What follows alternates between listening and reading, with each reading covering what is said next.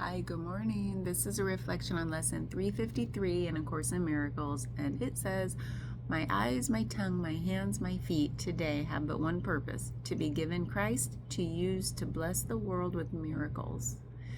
My eyes, my tongue, my hands, my feet today have but one purpose, to be given Christ to use to bless the world with miracles. And the very last line in this lesson says, "Then I lose myself in my identity, capital I, and recognize that Christ is but my," and then capital S, self.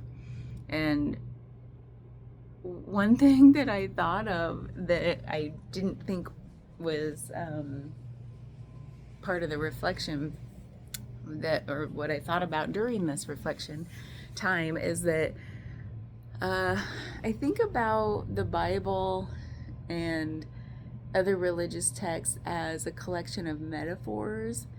And I feel like, okay, Christ may have been like the person named Jesus was a real person.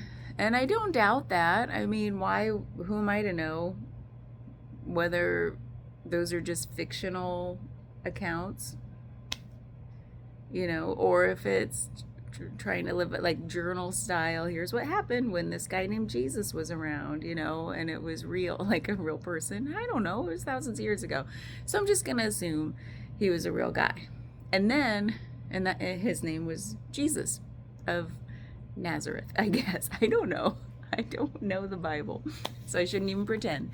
And then I think about the way these texts and that we talk about Christ, and that just using the word Christ is in a sense like a metaphor. We're using the metaphor of Christ, meaning to be Christ-like, to see the world as he saw the world, to move through the world as he moved through the world, whether he was real or not, even the fictional account of how he moved through the world. And how we use that today as a metaphor of saying like when it says that actually myself is Christ-like, if you want to put that word on it to make it make more sense as a metaphor. But that's really what the whole book is using, that word, as to say, not like the real person descending from the heavens. I don't even, so it's so ridiculous, right? Like, descend, heaven, what? Like, where is that space? And so, in heaven being this like magical realm where everything's wonderful. So, or where you go after you pass from here. It's the place where it's the spirit world. Like, I don't know. All of these things feel like metaphors to me because we don't understand. We're trying to grasp and understand and make real into our reality what to gain, what to take away from these religious texts and even the Course in Miracles. Sorry, hot flash. Woo! I should pause while these are happening. I'm glistening.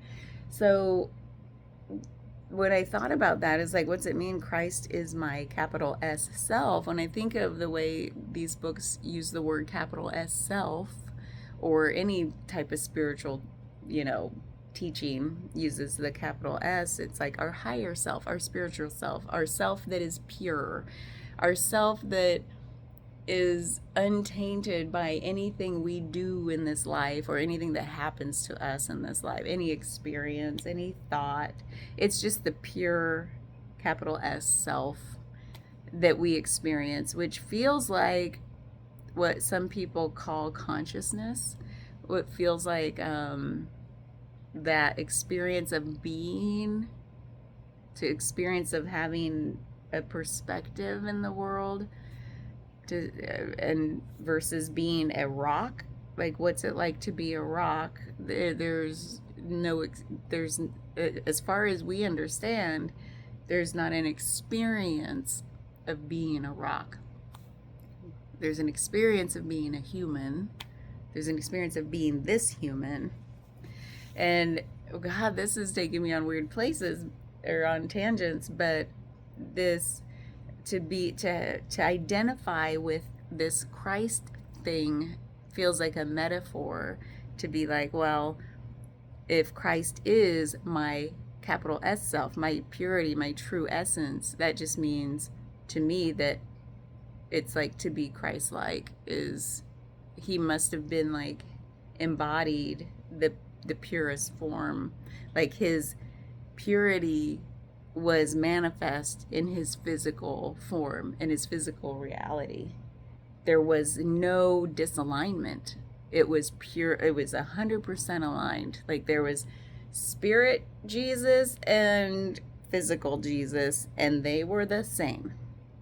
Whereas I feel like for me, there might be a spirit me that's like, oh, oh. I don't know what it would be doing, but just be like, yes, yes. I don't know. It's just pure, untainted, untarnished. And then there's me who's like, got mad again. And man, I really said the wrong thing and hurt somebody's feelings. And now I've got to do some guilt stuff. And then I've got to try to let that go and then feel good. Oh yeah, I let it go. Oh, good job, ego. Like all this stuff that is like, was the Jesus of Nazareth doing those things? Apparently not, because now to be Christ as a self aligned means that there is none of that happening. Right? So this book is all about shedding all of that that we do as the human mind to become more in line with the pure version, the Jesus that was pure in action, in word, in moving through the world, in everything. His thoughts, apparently, who knows what Jesus thought? We only know by what comes out of our actions and words what people might be thinking, and even then you don't really know. So it's just fun to think about that. We think back in time of like, this person was like the epitome of pure, of I can only think of the words untarnished by what our ego mind does, what our little s self does. He was always the big S, apparently. Who knows? There was what do people say, a big gap, like a 30-year gap or something, where he went off and roamed the world and learned other wisdom traditions. Like he went and studied Buddhism, he went and studied blah, blah, blah, and blah, blah, blah. And so he went on his own spiritual awakening journey. Perhaps that's the theory, where he started out as like apparently pretty good, and then he wanted to even be gooder. And he went off and did all this, and then he came back and taught his teachings. It's like any spiritual person out there today doing it. Only now we have different ways to go about it. We don't have to just walk the earth until somebody's like, I want to walk with that guy. He's seen stuff. Now we just do it in our normal messy human way. And back then they were messy too, I bet. And the Jesus that came back was like, I wonder what healing he did along the way. Like what shadow work was he doing, and what, maybe he didn't start out pure. Even though there's fictional, like I say fictional because who knows, accounts of like, oh, somebody's coming, we better go visit that manger. I don't know the Bible. It's just fun to think about. And then what did he go through though along the way? Was he like the Buddha who Siddhartha, who like was just a prince? Gee, we know Jesus wasn't a prince. He wasn't so lucky or born into that, but who was like, he maybe started out pretty pure and was able to recognize, oh my God, I was born into this world that has so much suffering happening. I got to figure that out. But first, before I figure it out there, I've got to see where it's happening inside me. Like maybe they were already aware enough, awake enough to know that, and that's what set them off on their respective journeys, the Buddha and the Jesus. And then they went through and healed all of that within themselves first, and then set out on their respective journeys. So I think about that as just a way to ground, if this guy was real, then he was just like us, wasn't he? And he went through his own journey, and that's what this book is taking us through, that journey of seeing clearly. It's clear seeing that what we feel inside is what we see outside. So before I can fix all that, that just means, oh my God, I've got to fix all this. If I see suffering, if I see division, if I see racism, if I see misogyny, if I see all these things, first let's look inside and say, why is that a problem for me? Why is that a problem that I feel like I need to run out and fix things, or run out and tell people how wrong it is? Because I have that in me, especially with misogyny. Oh my God. So anyway, then I look inside and I'm like, oh, that's why I feel so strongly about it. That's what happened in my experience. And that leads me down rabbit holes of like peeling the onion layer kind of rabbit holes of like, oh, and then I deal with that, and then there's a deeper layer, deeper. It just goes forever, doesn't it? To the point where once we emerge from, I would imagine, I haven't done it yet, but once you emerge from like the center of your onion and you look out, and I would imagine that it's like, now I don't feel the need to scream from the rooftops, hey, this is wrong and I don't like it. It's wrong. You emerge, I would imagine, and say, all you need is love. And then you just go and move through the world like that. You just give the love, because that's the only way to truly combat. If you feel like the warrior, like the armchair warrior is going, "Arr!" Well, the only true warrior to be is the warrior of love. And you go and share that in every word, every action, every thought. And that's what combats the darkness, the not love. Because we have to build up more love in the world to, like, then there's no room for the other stuff. You can't squash division with more division. You can't squash hate with more hate. You can't, like, the anger we feel about injustices in the world, you can't eliminate that with more anger. It's physics, right? it's just so I would imagine. So I don't know why this lesson took me to that. I think the whole crux of it for me was that whole, when like Christ is, then we'll recognize that Christ is our capital S self. That's what took me on that journey, which is interesting because here we are at the end of A Course in Miracles, here within the last like 10 or so lessons, and it has taken us on a journey of shedding the illusions that there's I swear this whole book is about judgment. This whole book is about seeing judgment for what it is, not this word judgment, like, oh, I'm judging. Like, it's so watered down in our culture, and that we don't think about, maybe we don't, maybe we do, think about what it really means. And it might mean something different to each of us. So to me, it means I have an idea. I just have a viewpoint. It could even be back it up, extract it, abstract it even further. It could just be like, oh my God, I have a point of view. It could be so simple.